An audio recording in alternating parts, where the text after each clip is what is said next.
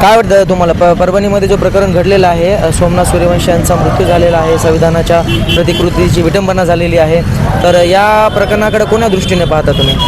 जर परभणीमध्ये प्रकरण जे झालेलं आहे ते जाणून बुजून केलेलं आहे, त्याचा मास्टर माइंड हे कोण आहे हे समजायला पाहिजे. जे माणूस तिथं आणून कृत्य करते म्हणजे हे साधी गोष्ट नाही. जे की बाबासाहेबाच्या एका प्रतिकृतीची जर विटंबना करत असेल तर एखादा माणूस बाबासाहेबाला अनुयायी जर असेल तर कपूत घेणारा नाही. कारण का बाबासाहेबाचा अनुयायी कोण्याही गटात जरी विभागला गेलेला असेल तर बाबासाहेबांसाठी एकजूट असतो. कारण का हे जे प्रकरण केलेलं आहे का करायचं, त्याच्या मागचा मास्टर माइंड कोण आहे हे बघायला पाहिजे. त्याला थारा देणारे माणसं कोण आहेत हे बघायला पाहिजे.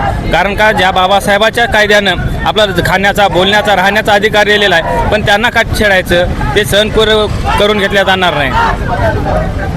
सोमनाथ सूर्यवंशी हे LLBचे विद्यार्थी होते आणि ते खरंच त्या आंदोलनामध्ये, हिंसक आंदोलनामध्ये सामील होते का, गुन्हेगार होते का, काय वाटते तुम्हाला याबद्दल?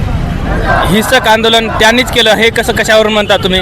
त्यामध्ये कोणीतरी 4 माणसं जोडले असतील, कोणाच्या तरी सांगण्यावरून ते झालं असेल ना. आपण डायरेक्ट कसं म्हणू शकतो? त्याची तपास झाला पाहिजे. हे कॉम्बिंग ऑपरेशन कशासाठी? दलितांचा खून करण्यासाठी का, बदला घेण्यासाठी, दलितांची हत्या करण्यासाठी का? कॉम्बिंग ऑपरेशन आधी थांबवलं पाहिजे. निश्चितच दादा, जो प्रकार घडला तो अतिशय निंदनीय प्रकार होता परभणीमधला आणि नक्कीच सोमनाथला न्याय मिळेल अशी अपेक्षा आहे. आपण इथं प्राईड न्यूज इंडियाकडून दखल घेतलेली आहे. मी reporter Deepak Bhavar, Pride News India.